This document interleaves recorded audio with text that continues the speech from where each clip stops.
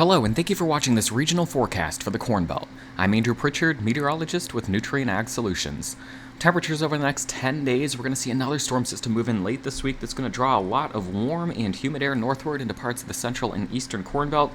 Meanwhile, cold air is trying to sink out of parts of the Canadian Prairie into the northern plains and the upper Midwest. It'll successfully do so in some regions, but that sets the stage for a battleground across parts of the central U.S., again, for some heavy precipitation and perhaps some wintry impacts. So again, you show any meteorologist that temperature pattern with a big area of warm temperature anomalies to the southeast, with cooler temperature anomalies off to the north and to the west, they can almost draw in the expected precipitation forecast, and that again is for a lot of rain and some wintry precipitation as well across parts of the Midwest into the Ohio River Valley and then on into the south and the southeast. Quiet as we get the week started, though. We do have a little trough making its way across parts of the southeast. That's bringing some light rain across parts of Kentucky and Tennessee on into the mid-Atlantic, but by and large, the Corn Belt is quiet this morning. Just some light snow flurries across parts of the northern plains into the upper Midwest. The last 7 days of precipitation, it's continued to be very active across parts of the southern U.S. into the southeast, northward into parts of the Corn Belt here, parts of the mid-south into the Ohio River Valley, seeing quite a bit of rain over the last 7 days. And that does mean that we'll be putting a lot of heavy rain onto already saturated soils in parts of the Mid-South into the Ohio River Valley as we head into the later part of the week. Now I'm just going to step by step, day by day, what to expect, and then we'll go through how this is all going to be happening. So starting off quiet today, just some flurries across parts of the Dakotas into the upper Midwest. As we head into the day tomorrow, we do see a shot of cooler air across parts of the northern plains into the eastern Corn Belt, but just resetting things really to about where they should be this time of year. Again, looking at the possibility of some light snow across parts of the Dakotas into the upper Midwest, primarily talking about the North Dakota into parts of northern Minnesota and northern Wisconsin. Now, as we head into Thursday, this is when things start to change. This is when we start to draw a lot of warm and humid air northward from the Gulf of Mexico. Rain begins from the southern U.S. all the way into parts of Missouri, Illinois, and Iowa. Some wintry precipitation possible across Minnesota, Wisconsin, and parts of Michigan. Will also be turning very windy across this region with strong south winds feeding into this storm system. As we get into Friday, very similar look, a lot of rain from the southern U.S. into the central and eastern Corn Belt, parts of Missouri, Illinois, Indiana, Ohio, down into Kentucky and Tennessee, starting to see some significant precipitation, winds continuing to be very gusty, and will also continue to be quite warm across areas along and east of the Mississippi River. As we get into Saturday, this is when the more significant winter impacts are possible across parts of the Central Plains into the Midwest, talking about parts of Kansas, Missouri, Illinois, Indiana, Wisconsin, and Michigan, also going to be continuing to be blustery, and then seeing quite a bit of heavy precipitation, especially across this region, parts of the Ohio River Valley. That includes Illinois, Indiana, Ohio, Kentucky, Tennessee, parts of southern Missouri as well. We'll talk about the total rainfall impacts here in just a second. I believe it's on the next slide even. As we get into Sunday, things quiet down. That storm system moves off to the northeast. High pressure on the backside will be a bit cooler, but we do bring precipitation to an end. So it's going to be a very active Thursday, Friday, and Saturday time frame. Total precipitation amounts anywhere from getting north of 3 to 5 inches of rain here across parts of the Ohio River Valley and the Mid-South, Kentucky and Tennessee, southern Indiana, southern Illinois as well. Looking at anywhere from 1.5 to 3 inches of rain across parts of Missouri, Illinois, Indiana. That includes central Illinois. And then the winter weather impact is going to be on the northern side of that. Looks most likely across parts of Kansas, northern Missouri, northern Illinois, parts of Iowa, Wisconsin, and then on into Michigan. So how does all this happen? We'll start with the jet stream. First, diagnosing this jet streak that comes out of the Canadian Prairie, out of the northwest here, as we get into the day on Wednesday. That's what's going to bring that cool shot of air to areas kind of along and north of this area, but again, just resetting us back to where we should be this time of year. Then we flip the pattern.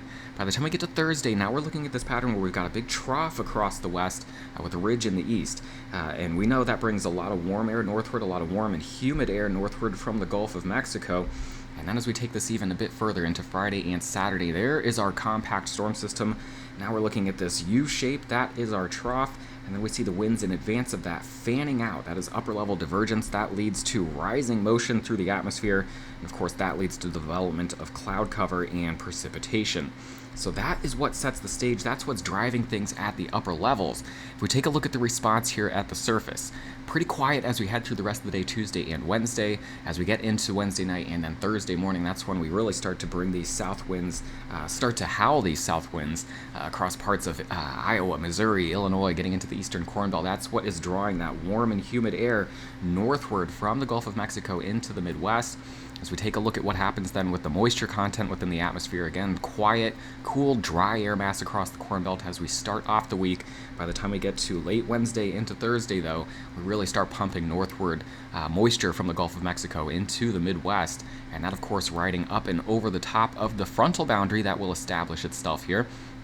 As we look at temperatures across the region, here's that quick little push of cooler air coming out of the prairie here Wednesday. It already is getting shoved northward by the time we get to Thursday. Again, that area of low pressure beginning to develop. Strong southerly flow coming off the Gulf of Mexico, bringing a lot of warm and humid air northward. And then that air begins to run up and over the top of this frontal boundary that we have across the region by the time we get to Friday and Saturday. That boundary getting very well defined, and it is where this boundary sets up that will determine where the heaviest snow falls.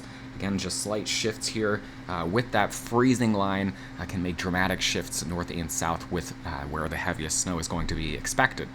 So just looking at our two models, the operational runs from each, the European on the left, the GFS over here on the right, timing out some of the differences, which luckily are not too severe at this point. Again, quiet as we head through the day today and Wednesday, just looking at maybe some light snow flurries possible across the northern plains into the upper Midwest.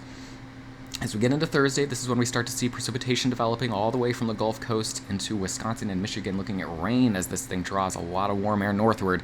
That rain continues across the central and eastern Corn Belt as we head through the day on Friday, becoming heavy across some areas here Friday night into Saturday, especially from parts of the Arc Latex into the Missouri Boot Heel across the Ohio River Valley, talking about some very heavy rain, maybe even some thunderstorms across that region.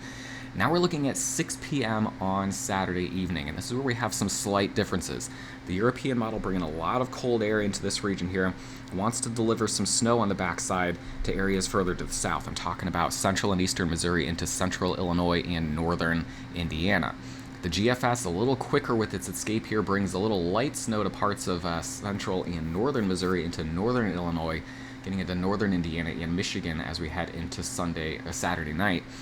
Looking at midnight on Saturday now, the differences again getting a little bit more noticeable here as we get further out. That is expected now. I don't expect full agreement between the models here as we look out 5 days into the future, but if we were to believe the European model here, midnight on Saturday into Sunday morning, still looking at some snow across a big chunk of Illinois and Indiana. If you're to believe the GFS model, this thing's a little bit quicker getting out of here. I do think that we'll see a little bit of a further north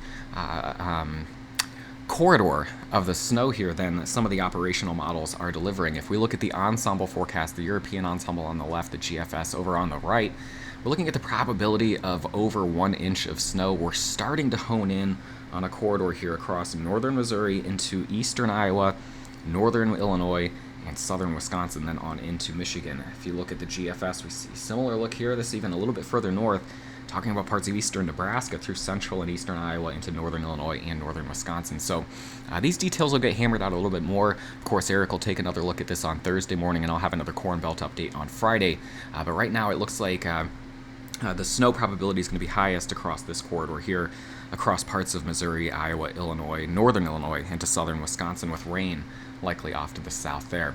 Total precipitation, total liquid precipitation, we saw this once again. Of course, looking at heavy rain across parts of southern Missouri into central and southern Illinois, central and southern Indiana, with that possibility of some snow falling here across areas just to the north. Of course, subject to change. Any shift in that frontal boundary, any shift in the track of that low pressure system is going to shift this thing north or south. So central Illinois, don't relax yet. We could be talking about some snow here as we get into late in the day Saturday. We'll finish with a look at the high temperatures then, anywhere from the single digits in the northern plains today down to the 50s in the south. Again, we see that next shot of some cooler air as we head through the day Wednesday. It's already shoved back north by the time we get to Thursday. 50s back into the central eastern Corn Belt. Similar story Friday, although that cold air starting to nudge itself across the northern plains into the central plains. And then we look at the high temperatures on Saturday again. Wherever this freezing line ends up, that is going to be the dictator here between where our corridor of accumulating snow falls. across parts of the central and eastern Corn Belt. Overnight low temperatures then waking up tomorrow to temperatures below zero across the northern plains to near freezing across the south. Warm air starts feeding north Wednesday night into Thursday. Quite warm across the east on Friday morning. And then Saturday, that cooler air starts to spill in.